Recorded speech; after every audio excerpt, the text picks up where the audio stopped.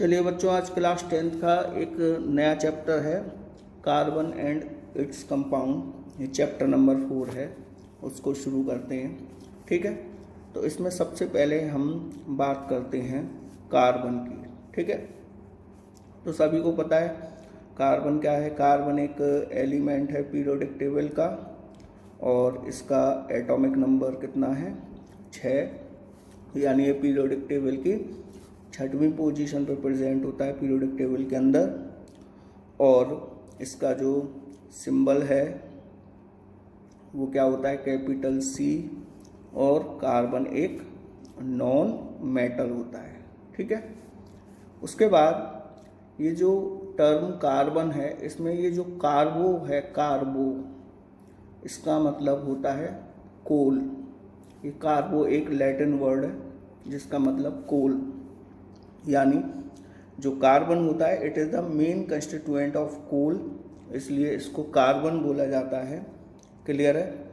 अच्छा, अब ये कहाँ कहाँ पाया जाता है और किस किस फॉर्म में पाया जाता है? तो देखिए, ये अर्थ क्रस्ट के अंदर पाया जाता है 0.02%, बहुत कम परसेंट में पाया जाता है।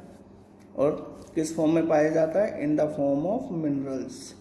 In the form of minerals, minerals की फॉर्म में, जैसे कि कार्बोनेट्स, कार्बोनेट्स। क्लियर है? और कोल, ठीक है, और पेट्रोलियम, इन फॉर्म में ये कार्बन पाया जाता है। तो कोल, पेट्रोलियम, कार्बोनेट्स, इस फॉर्म में ये अर्थ क्रस्ट के अंदर पाया जाता है। और कितना परसेंट? 0.02%। एटमॉस्फेयर के अंदर भी सभी को पता है कार्बन पाया जाता है in the form of CO2 gas. Clear है? और ये CO2 गैस कितना परसेंट होती है? 0.03% होती है, ये सभी जानते हैं। क्लियर है?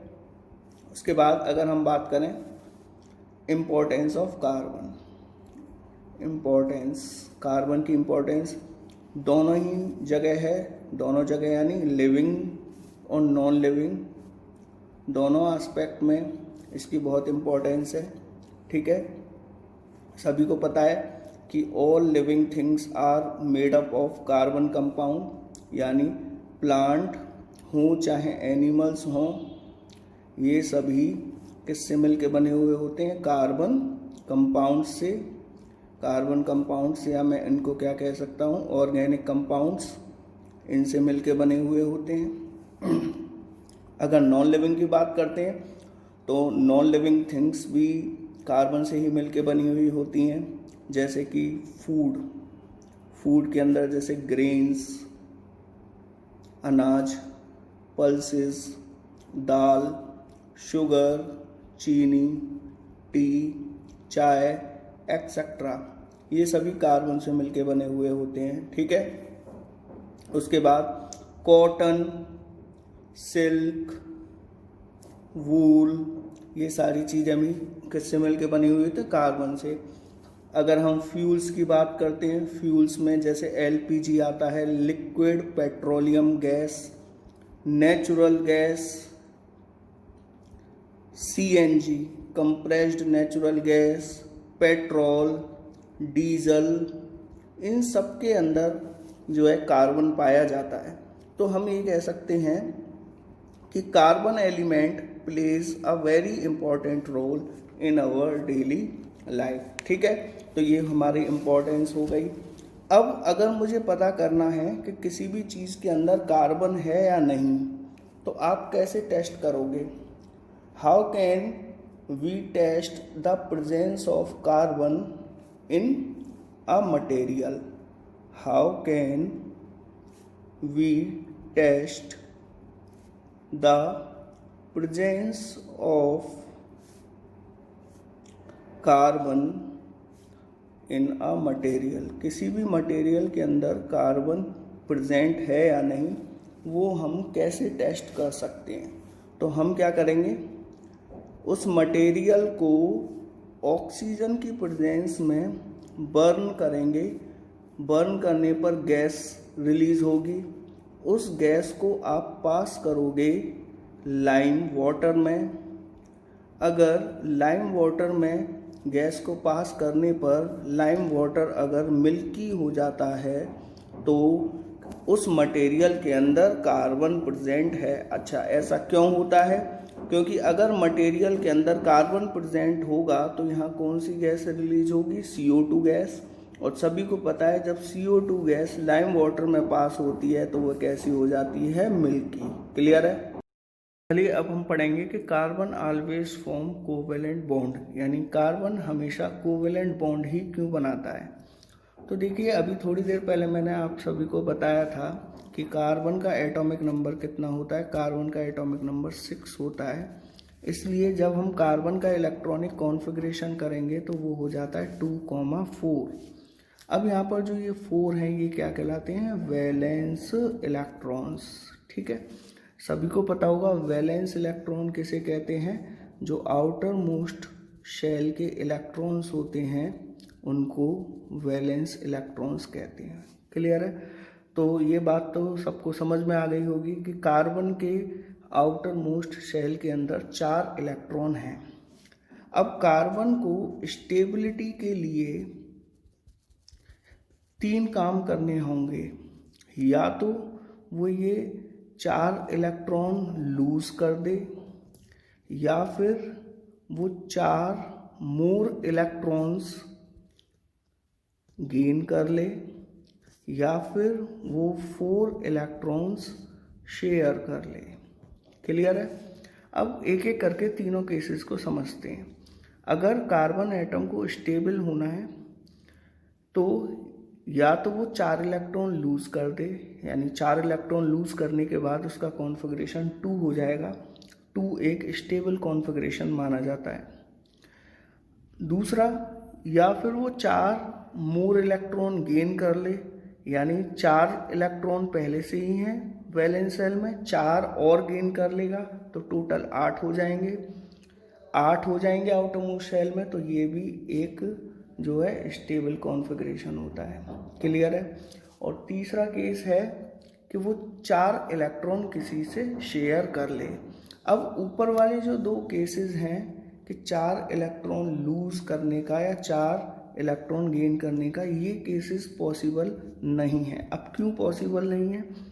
कि 4 इलेक्ट्रॉन को लूज करने के लिए कार्बन को हाई एनर्जी की रिक्वायरमेंट होगी, जो कि पॉसिबल नहीं है। अब 4 मोर इलेक्ट्रॉन गेन क्यों नहीं कर सकता? क्योंकि 4 इलेक्ट्रॉन गेन करने के बाद कार्बन के न्यूक्लियस के पास इतनी पावर नहीं होती कि ये 4 और ज़्यादा इलेक्ट्रॉन्स को होल्ड कर पाए। ठीक है, तो अब एक ही रास्ता बच जाता है, वो ये है कि कार्बन 4 इलेक्ट्रॉन की शेयरिंग कर ले। क्लियर है? तभी उसके आउटर मोस्ट शेल में 8 इलेक्ट्रॉन हो जाएंगे। क्लियर है? और आप सभी को पता है जब इलेक्ट्रॉन की शेयरिंग होती है तो हमेशा कौन सा बॉन्ड बनता है? Covalent bond. क्लियर है? और यही एक रीज़न है कि कार्बन हमेशा अपने कंपाउंड्स के अंदर कोवेलेंट बॉन्ड बनाता है, आयनिक बॉन्ड कभी नहीं बना सकता। क्लियर है? क्योंकि आयनिक बॉन्ड बनाने के लिए उसे या तो इलेक्ट्रॉन लूज करने होंगे या फिर इलेक्ट्रॉन गेन, और वो कर नहीं सकता। तो इसलिए आयनिक बॉन्ड तो पॉसिबल नहीं है, सिर्फ वो इलेक्ट्रॉन की शेयरिंग कर सकता है, इसलिए कोवेलेंट बॉन्ड बनता है। अब सवाल आता है कि कितने कोवेलेंट बॉन्ड वो बना सकता है। तो ये लिखा जाता है कि कार्बन इज टेट्रावेलेंट। इसका मतलब ये है कि कार्बन अपने कंपाउंड्स के अंदर हमेशा 4 कोवेलेंट बॉन्ड बनाता है। अब क्वेश्चन आता है कि ये 4 कोवेलेंट बॉन्ड क्यों बनाता है? तो बहुत इजी है, कार्बन का कॉन्फ़िगरेशन करेंगे 2,4। तो अगर आपको यहाँ वैलेंस शेल में 8 इलेक्ट्रॉन करने हैं तो वो 4 इलेक्ट्रॉन की शेयरिंग करेगा, और 4 इलेक्ट्रॉन की शेयरिंग करने के लिए वो हमेशा कितने बॉन्ड बनाता है? 1, 2, 3, 4, हमेशा 4 कोवेलेंट बॉन्ड अपने कंपाउंड्स के अंदर बनाता है। फॉर एग्जाम्पल, अगर हम कार्बन का एक कंपाउंड लेते हैं CH4, तो CH4 को जब आप ओपन करके देखोगे तो CH4 में कार्बन कितने बॉन्ड बना रहा है? कुल 4। ऐसे ही अगर C2H6 की बात करें तो C2H6 में भी हर एक कार्बन टोटल कितने कोवेलेंट बॉन्ड बनाएगा? 4। चाहो तो आप काउंट करके देख लीजिए, 4 कौन कौन से कोवेलेंट बॉन्ड? 1 2 3 4। तो ये वाला कार्बन टोटल 4 बॉन्ड बना रहा है। ऐसे ही दूसरे कार्बन की बात करें तो ये भी 4 बनाएगा, 1 2 3 और चौथा ये। तो कार्बन इस टेट्रावेलेंट का मतलब समझ में आ गया कि कार्बन अपने कंपाउंड्स के अंदर हमेशा 4 कोवेलेंट बॉन्ड बनाता है। क्लियर है? Carbon is tetravalent. अब देखिए, अब हम एक चीज़ और पढ़ते हैं, वो है कैटिनेशन। कैटिनेशन क्या होता है? कैटिनेशन एक ऐसी फिनोमेना है जिसमें कार्बन अदर कार्बन एटम्स के साथ जुड़ के एक लॉन्ग कार्बन चेन फॉर्म करता है। क्लियर है? अब ये जो लॉन्ग कार्बन चेन है वो अनब्रांच्ड भी हो सकती है और ब्रांच भी हो सकते हैं। यहाँ पर ये देखिए, ये ब्रांच हो गई। तो कार्बन अपने जैसे अदर कार्बन एटम के साथ जुड़ के लॉन्ग कार्बन चेन बना सकता है, या ब्रांच्ड कार्बन चेन फॉर्म कर सकता है, या फिर रिंग भी बना सकता है। इस तरीके से ये रिंग भी फॉर्म कर सकता है। क्लियर है? तो कार्बन की इसी प्रॉपर्टी को कैटिनेशन कहा जाता है, और पूरे पीरियोडिक टेबल में कार्बन की कैटिनेशन पावर मैक्सिमम होती है। कार्बन की कैटिनेशन पावर मैक्सिमम होती है। क्लियर है? तो अब यहाँ से क्वेश्चन आता है कि कार्बन की कैटिनेशन पावर मैक्सिमम क्यों होती है? उसका रीज़न ये होता है कि यहाँ पर जो ये C सिंगल बॉन्ड C आप देख रहे हो, ये वेरी स्ट्रॉन्ग बॉन्ड होता है, वेरी स्ट्रॉन्ग कोवेलेंट बॉन्ड बनता है यहाँ पर। अब ये वेरी स्ट्रॉन्ग कोवेलेंट बॉन्ड बनने के पीछे भी एक रीज़न है, क्योंकि कार्बन का जो साइज होता है, साइज बहुत स्मॉल होता है। तो स्मॉल एटॉमिक साइज होने की वजह से C bond C very strong होता है, और इसी वजह से कैटिनेशन पावर कार्बन की क्या होती है? मैक्सिमम होती है। चलिए बच्चों, अब हम पढ़ते हैं एलोट्रॉप्स ऑफ कार्बन। तो सबसे पहले आपको पता होना चाहिए एलोट्रॉप्स का क्या मीनिंग होता है। द वेरियस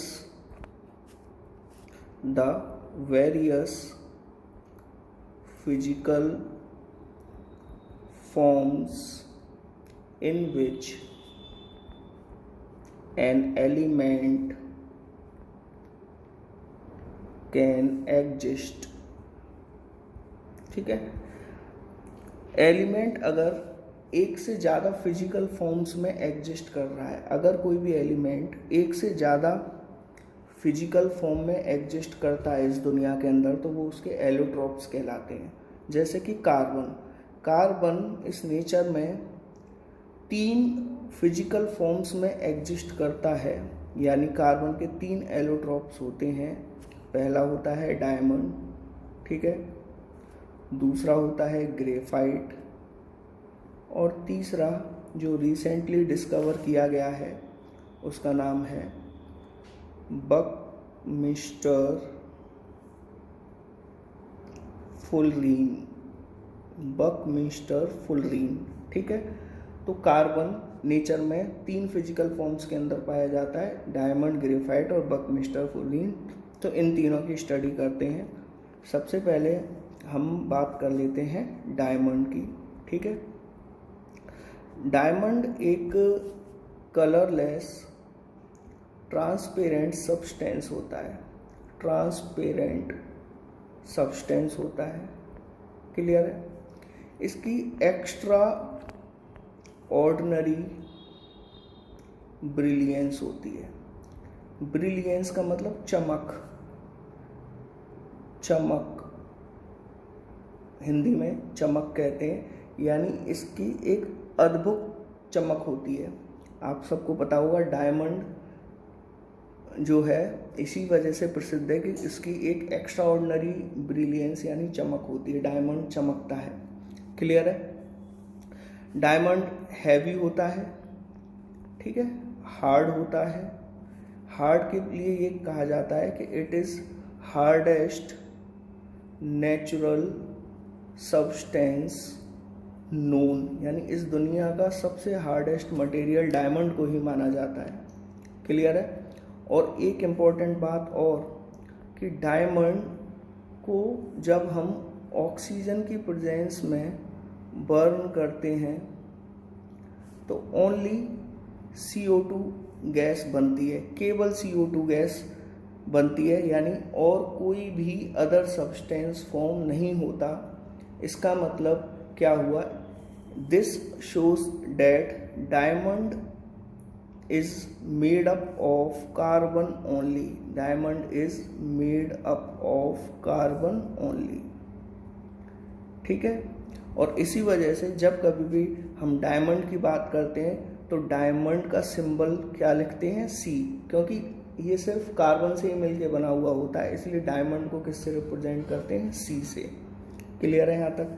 अब हम थोड़ी सी बात कर लेते हैं ग्रेफाइट की। तो ग्रेफाइट के बारे में, it is greyish black solid, एक ग्रेइश ब्लैक सॉलिड होता है, ठीक है, और लाइटर देन डायमंड, डायमंड से हल्का होता है वजन में। क्लियर है। अच्छा, डायमंड हार्ड होता है लेकिन ग्रेफाइट कैसा होता है? Graphite is soft and slippery, slippery यानी चिकना, इसकी सतह चिकनी होती है साबुन की तरह, ठीक है, सॉफ्ट एंड स्लिपरी। अच्छा, डायमंड में एक चीज़ और है, डायमंड जो होता है it is insulator of electricity, यानी डायमंड में से इलेक्ट्रिसिटी कंडक्ट नहीं हो सकती, लेकिन ग्रेफाइट में से इलेक्ट्रिसिटी कंडक्ट हो जाती है, यानी इट कंडक्ट्स इलेक्ट्रिसिटी। ठीक है। डायमंड की तरह ही अगर हम ग्रेफाइट को ऑक्सीजन की प्रेजेंस में बर्न करेंगे तो अगेन ओनली CO2 बनता है। ये अगेन इस बात को शो करता है कि graphite is made up of only carbon. ठीक है।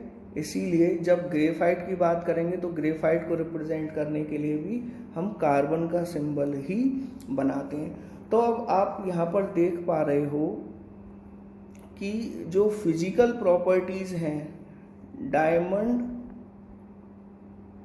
और ग्रेफाइट की, जो फिजिकल प्रॉपर्टीज हैं, फिजिकल प्रॉपर्टीज डिफरेंट होती हैं।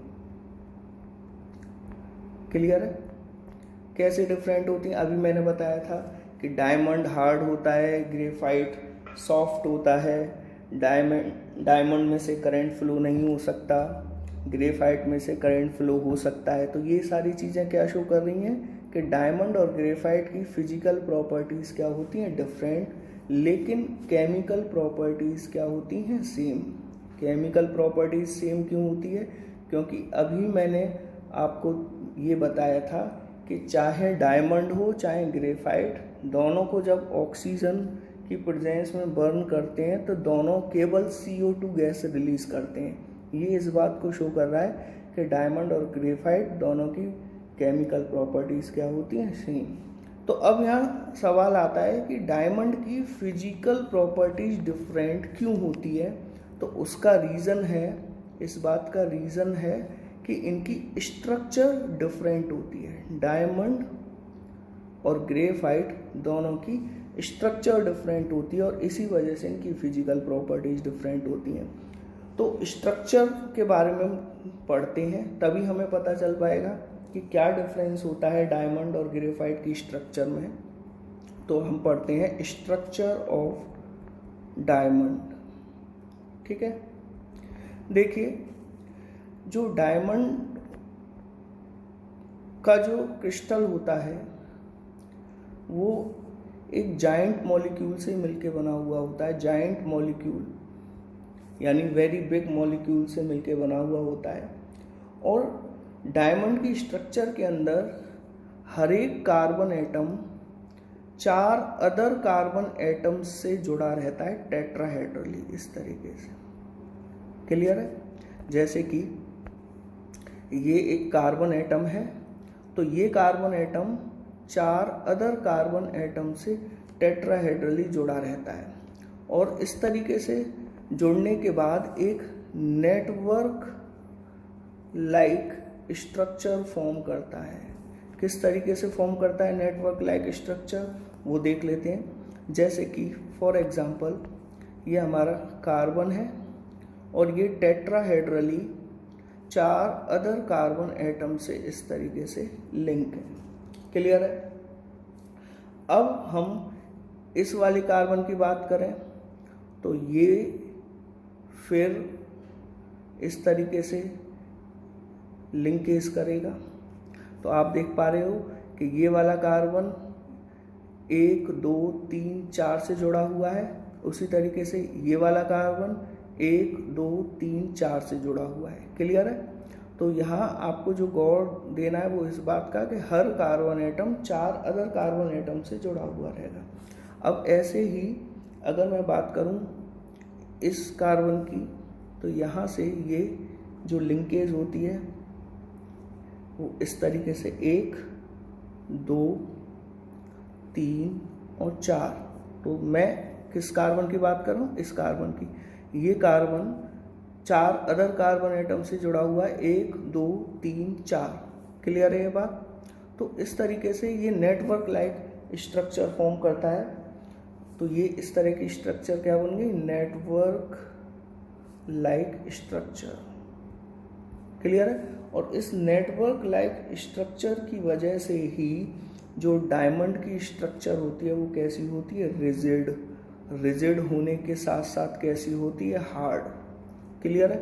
तो इस नेटवर्क लाइक स्ट्रक्चर की वजह से ही डायमंड रिजिड होता है और हार्ड होता है, और हार्डनेस की वजह से डायमंड वेरी हार्ड होता है, और इसी वजह से डायमंड को हम एज अ रॉक बोरर की तरह इस्तेमाल करते हैं। यानी रॉक्स यानी चट्टानों को तोड़ने या उसमें बोरिंग होल करने के लिए हम डायमंड का इस्तेमाल करते हैं।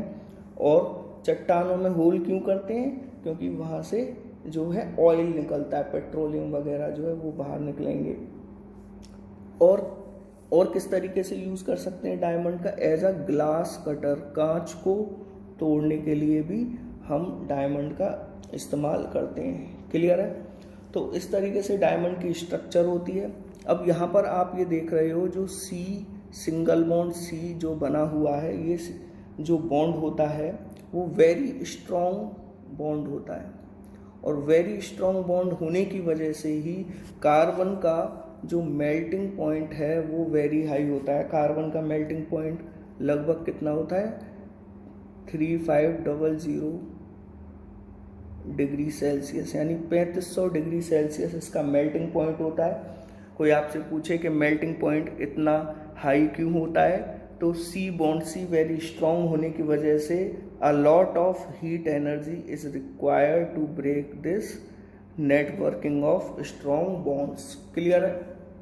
अच्छा, अब आप देख पा रहे हो कि यहाँ पर हर कार्बन के चारों तरफ 4 अदर कार्बन एटम्स होते हैं। यानी कि कार्बन का जब हम कॉन्फ़िगरेशन करेंगे 2,4, तो ये जो चारों के चारों इलेक्ट्रॉन हैं, इसके वैलेंस शेल के जो चारों इलेक्ट्रॉन्स हैं वो कोवेलेंट बॉन्ड में पार्टिसिपेट कर जाते हैं। यानी कोई भी इलेक्ट्रॉन फ्री नहीं होता, चारों इलेक्ट्रॉन कोवेलेंट बॉन्ड में पार्टिसिपेट कर जाते हैं। और क्योंकि कोई भी फ्री इलेक्ट्रॉन नहीं होता, इसलिए जो डायमंड होता है वो इंसुलेटर होता है इलेक्ट्रिसिटी का, क्योंकि फ्री इलेक्ट्रॉन प्रेजेंट नहीं होते। लेकिन जब हम ग्रेफाइट की स्ट्रक्चर देखेंगे तो वहाँ 4 में से केवल 3 इलेक्ट्रॉन ही बॉन्ड में पार्टिसिपेट करेंगे और 1 इलेक्ट्रॉन फ्री रहता है, और इसी वजह से ग्रेफाइट जो है कंडक्टर होता है इलेक्ट्रिसिटी का। तो चलिए स्ट्रक्चर ऑफ ग्रेफाइट की बात करते हैं। स्ट्रक्चर ऑफ ग्रेफाइट, ठीक है। ग्रेफाइट और डायमंड की स्ट्रक्चर में एक सबसे बड़ा डिफरेंस क्या है कि जो डायमंड की जो स्ट्रक्चर होती है वो 3 डायमेंशनल स्ट्रक्चर होती है, और जबकि ग्रेफाइट जो है इसकी स्ट्रक्चर में 2 डायमेंशनल लेयर्स मिलेंगी। मेरे कहने का मतलब ये होता है कि ग्रेफाइट के स्ट्रक्चर में क्या मिलता है, layers of carbon atoms. Carbon atoms की लेयर्स आपको मिलेंगी देखने को, ठीक है। और ये कार्बन एटम्स जो हैं हेक्सागोनल रिंग फॉर्म करेंगे, हेक्सागोनल रिंग्स। किस तरीके से, जैसे कि ये एक हेक्सागोनल रिंग हो गई और ये दूसरी हेक्सागोनल रिंग हो गई, ठीक है। और ये हो गया कार्बन एटम्स। क्लियर है। तो जब आप गौर से देखोगे तो इस स्ट्रक्चर में हर carbon atom 3 other carbon atom से जुड़ा हुआ है।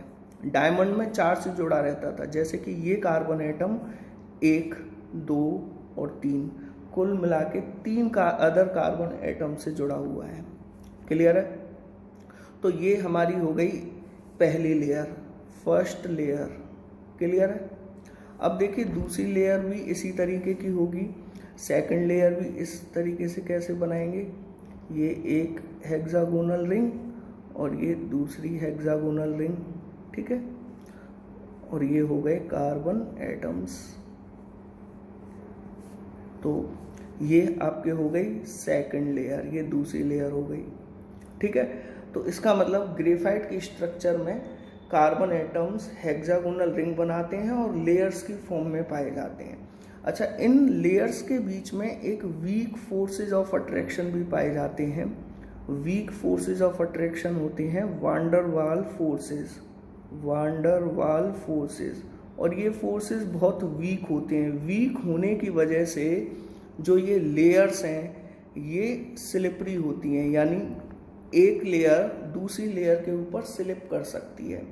तो 2 लेयर्स के बीच में कमज़ोर वांडरवाल फोर्स होने की वजह से ये लेयर्स एक दूसरे पर स्लिप कर सकती हैं, और कमज़ोर वांडरवाल फोर्सेस होने की वजह से ग्रेफाइट कैसा होता है, सॉफ्ट।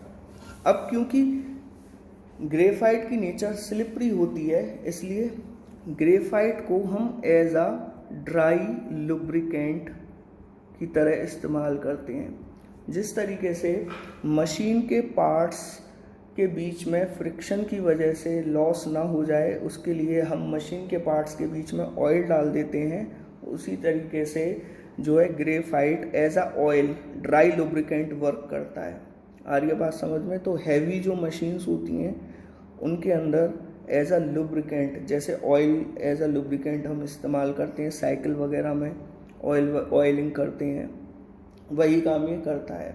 अब देखो, graphite is a good conductor of electricity.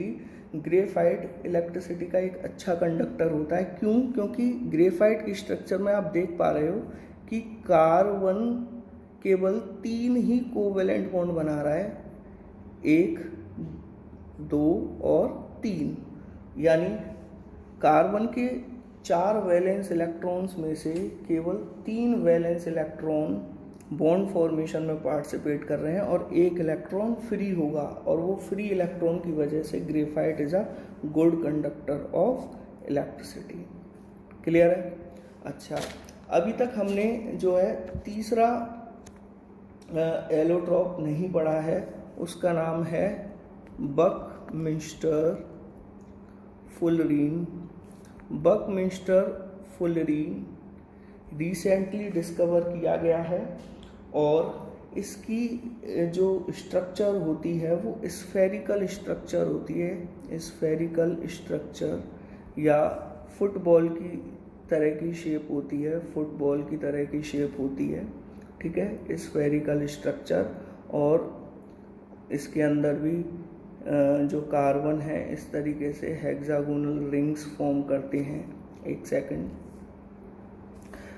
Hexagonal rings या 1 2 3 4 5 6 आर्म्स की हेक्सागोनल रिंग्स फॉर्म करते हैं। क्लियर है। इस तरीके से हेक्सागोनल रिंग ये फॉर्म करते हैं फुटबॉल की तरह, फुटबॉल की जिस तरीके से शेप होती है इस तरीके से। तो इस तरीके से ये फुटबॉल जैसी या स्फेरिकल शेप जो है बकमिस्टर फुल्लीन की होती है। और इसका एक एग्जाम्पल है C60। C60 जो है, इसमें जो 60 कार्बन एटम्स जो हैं आपस में इंटरलॉक होकर हेक्सागोनल या पेंटागोनल रिंग्स जो है फॉर्म करते हैं, स्फेरिकल रिंग्स फॉर्म करते हैं। क्लियर है? तो ये बकमिस्टर हो गया। ये डार्क कलर का सॉलिड होता है, dark solid at room temperature. Clear है? बकमिस्टर फुल्लीन ना तो बहुत ज़्यादा हार्ड होता और ना ज़्यादा सॉफ्ट। और जिस तरीके से डायमंड ग्रेफाइट को हम बर्न करते थे तो सिर्फ CO2 बनता था, ऐसे ही बकमिस्टर फुल्लीन को भी जब आप बर्न करोगे तो ओनली यहाँ से CO2 रिलीज होगी। इसका मतलब बकमिस्टर फुल्लीन भी प्योरली कार्बन से मिलके बना हुआ होता है। ठीक है? तो उसके बाद एक छोटा सी टॉपिक और है। वो छोटा सा टॉपिक क्या है? वो है uses of diamond. Uses of diamond, diamond के क्या यूजेस हैं तो सबको पता है। ज्वेलरी बनाने में डायमंड का यूज़ है। और अभी मैंने आपको बताया था ग्लास कटर, कांच को काटने के काम में, या रॉक बोरर की तरह भी हम इसका इस्तेमाल कर सकते हैं। ग्रेफाइट के अगर हम यूजेस की बात करते हैं तो पाउडर फॉर्म में अगर ग्रेफाइट है तो ये लुब्रिकेंट की तरह इस्तेमाल करते हैं।